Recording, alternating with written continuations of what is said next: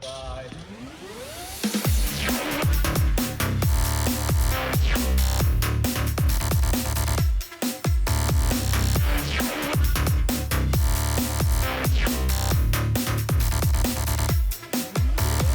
Eccola qui signori, oggi è il 18 gennaio, sta uscendo ufficialmente la recensione della nuova Headspeed MP.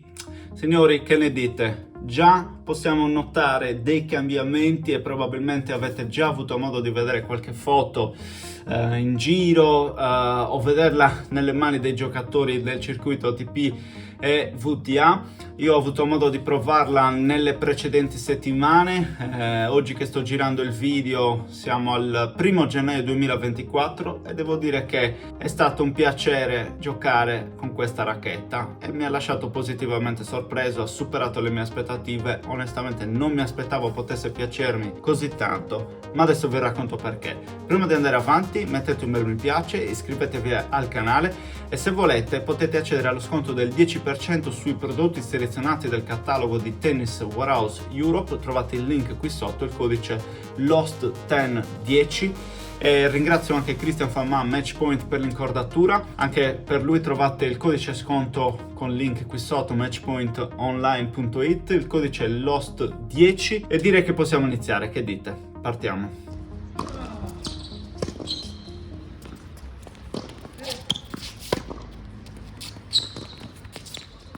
Allora ragazzi, partiamo subito dal lato estetico come consuetudine. È cambiato un pochino il disegno di questa nuova Speed che segue un po' anche le linee che abbiamo già visto con Prestige, è cambiato il modo di scrivere il nome del modello, quindi la tipografia sul telaio, è cambiato il design, siamo passati a dei colori opachi in questo caso, quindi un nero che sembra quasi tendente all'antracite, opaco con un bianco sporco, non panna, avorio, però insomma non è un bianco lucido, è nero lucido come è stato per la versione Auxetic.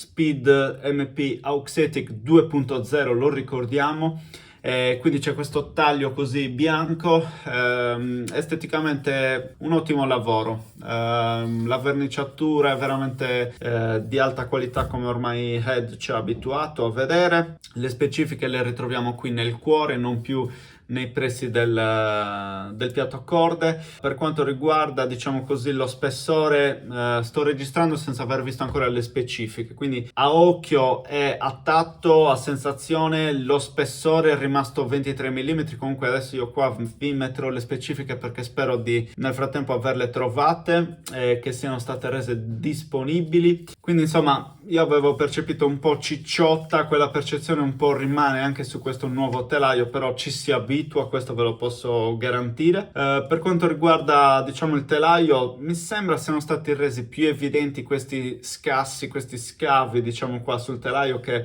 fanno partire il passacorde, però di base la forma del telaio sembrerebbe rimanere la stessa, è una 300 grammi 16-19. A livello di tecnologie, diciamo che sappiamo per certo che c'è l'Auxetic 2.0.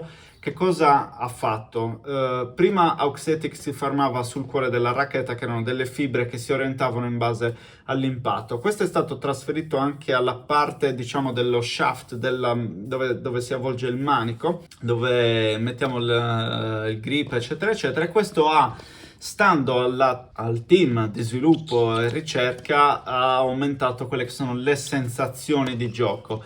Bene, io non so la rigidità di questo telaio specifico perché le specifiche alla data di registrazione di questo video non sono ancora state diffuse, però vi posso dire che rispetto alla versione Auxetic che aveva una rigidità 62, io questa l'ho sentita più connessa, ho trovato più sensibilità sulla palla, più capacità di capire che cosa sto facendo con la palla, perché sul precedente modello che mi era arrivato un po' fuori specifica sia come peso ma soprattutto come bilanciamento, sentivo di avere un attrezzo molto ingombrante e soprattutto non riuscivo a capire dov'è che stavo colpendo, cos'è che stavo facendo con l'attrezzo. Invece da questo punto di vista ho sentito una racchetta molto più vicina alle sensazioni Blade, per intenderci. E l'ho detto anche con qualcuno di voi nel canale Telegram, ma non è una Blade, capiamoci, siamo comunque lontani, è pur sempre un'anima Speed, un piatto 100 e via dicendo. Però c'è sicuramente più connessione con la palla. Non è molto lontana da questo telaio che è la Gravity MP. Signori, sono due racchette sicuramente diverse. La Gravity è più orientata al controllo, ha anche una difficoltà superiore da un certo punto di vista, ma anche questa non scherza. È una racchetta agonistica a tutti gli effetti, che comunque diciamo ha bisogno di continua attenzione e continua spinta per farla andare a dovere, ma quando ci dai dentro lei ti restituisce con una moneta degna, diciamo, dello sforzo e dell'impegno impiegato. Sono entrato in campo con poche aspettative, nel senso che ho detto, oh mio Dio, sarà un'altra recensione simile a quella precedente dove comunque non mi aveva convinto del tutto. È una racchetta che va benissimo per il giocatore intermedio barra avanzato, il principiante potrebbe trovarci un po' di difficoltà onestamente parlando, però è una racchetta che offre è abbastanza poliedrica, no? Cioè mantiene quella sua natura di essere una bella ibrida a tuttofare che si sa muovere dappertutto. Gioca benissimo i colpi da fondo, soprattutto quelli piatti. Devo dire, ho trovato un vantaggio leggero in più rispetto a quelli con top spin, ma siamo veramente a livelli di 7-8, diciamo, come voto sui decimi. Dal punto di vista del back, ottimo, veramente non ho niente da dire sia sul dritto che sul rovescio. I colpi in back escono veramente bene, taglienti, bassi, penetranti. La curva della palla ho notato essere leggermente più pronunciata. Nel momento in cui giochiamo in topspin ho visto un angolo di lancio leggermente superiore e più a campana rispetto al modello precedente, quindi un lavoro secondo me menzionabile da questo punto di vista. Le volée gestite veramente molto bene, anche quelle di peso le gestisce bene perché il telaio è molto stabile di suo. Non ho sentito sinceramente l'esigenza di aggiungere nessun tipo di peso né sul manico né sulla piatto corde. Ho fatto un po' di diciamo così numeri per capire un po' le specifiche. Siamo intorno ai 301 grammi per questo specifico telaio, senza corde e overgrip, con bilanciamento 32,2, e stando ai calcoli dovremmo avere un'inerzia sotto i 320 punti, tra i 315 e i 320 punti, con finito così come lo vedete, overgrip e corde che sono Head Lynx 22-21 kg.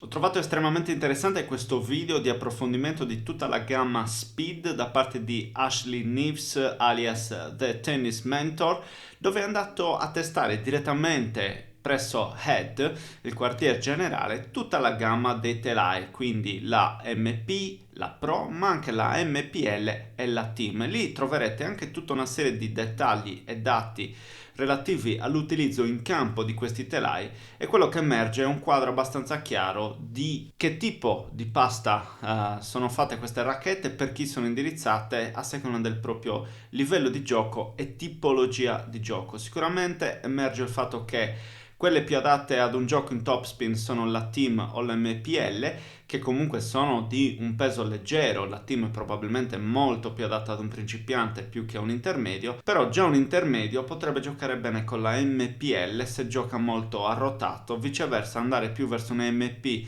o addirittura una Pro se, salendo il suo livello, diciamo così, cambia anche la tipologia di gioco e non è appunto un giocatore che utilizza troppo le rotazioni. Allora, sempre qui con Alessio Di Martino. Ale, Headspeed MP Auxetic 2.0, una racchetta che conosci bene perché l'hai provata, insomma, anche se non l'hai mai, credo, adottata, da quello che ho capito. Che sensazioni hai trovato in questa nuova versione? Allora, le sensazioni sono state buone, controllo molto elevato, sì, quindi da tutte le zone del campo, sia da fondo che andando avanti, dritto, rovescio, sempre buone sensazioni. Le rotazioni, ma questa è storica, diciamo, della Speed, non sono il suo cavallo di battaglia, però sono riuscito a dare rotazione. Io sono un giocatore che arrota parecchio, quindi questa è una cosa buona. Sicuramente rispetto alle altre versioni è un po' più facile anche dare un pelino di rotazione.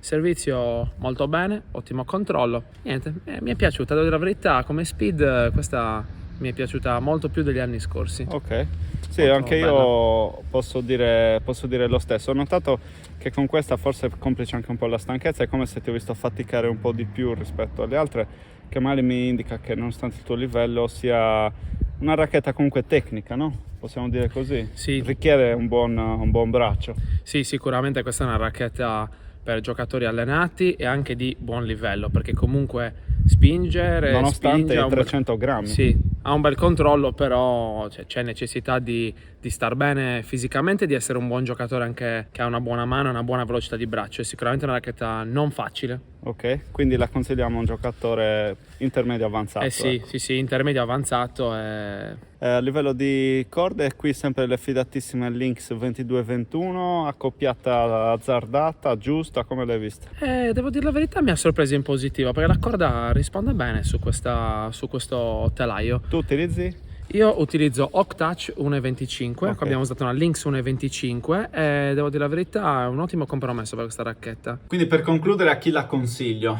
Ma sicuramente la consiglio al giocatore intermedio avanzato, come vi dicevo, senza stare lì a fare classifiche o altro. È il giocatore che vuole un attrezzo che si muova bene dappertutto nel campo, che permette di giocare bene tutti i colpi, dal piatto al topspin al backspin, utile anche a chi, diciamo così, gioca in transizione, quindi diciamo viene avanti all'interno del campo per andare a prendersi il punto. Sicuramente non è una racchetta che può anche fare quel gioco da matador che sta dietro, rema, però è sicuramente più orientata al giocatore, diciamo, che si muove bene dappertutto all'interno del campo ed è propenso comunque all'attacco. Ve l'ho detto, gioca molto bene i colpi in avanzamento, i colpi piatti, più che quelli in topspin. Di sicuro è data al giocatore, diciamo, che vuole sempre dare, e qua non c'è il pericolo di perdere la palla, signori, non c'è il pericolo che, diciamo così, si perde il controllo.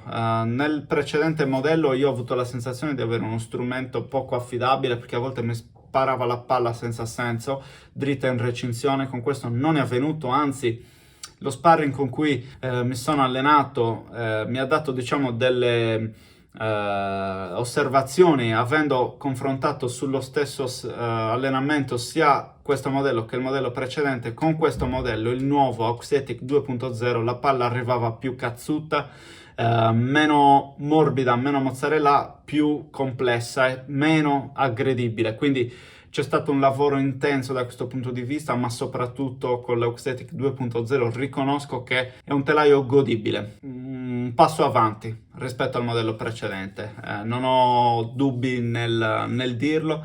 Quindi un buon lavoro da parte di Head, e sarà sicuramente un best seller anche questa volta per il 2024, questa nuova Speed, che sarà presente anche nella versione Pro chiaramente. Questa è la versione 300 grammi 16-19, la versione Pro manterrà le sue specifiche 18x20 fondamentalmente, quindi sarà una racchetta leggermente più difficile. E qua ci siamo. Se vi è piaciuto anche questo video, questa recensione, mi raccomando ragazzi, un bel mi piace, iscrivetevi al canale, facciamo crescere la community. Ormai siamo fondamentalmente in 5.000 qui su YouTube, più TikTok ed Instagram, quindi se non mi segui anche lì fallo, perché abbiamo modo di crescere ancora e fare delle cose ancora più belle. Ho in serbo tantissime cose che vi racconterò nei prossimi mesi e non vedo veramente l'ora di poterlo fare. E vi lascio così, al prossimo video.